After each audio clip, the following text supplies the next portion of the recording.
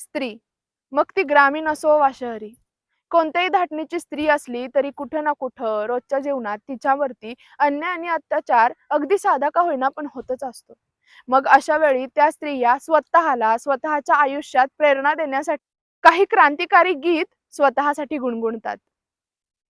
आणि म्हणूनच मलाही आता या क्षणी कवी शंतनू कांबळे यांचं गीत गुणगुणावंसं वाटतंय.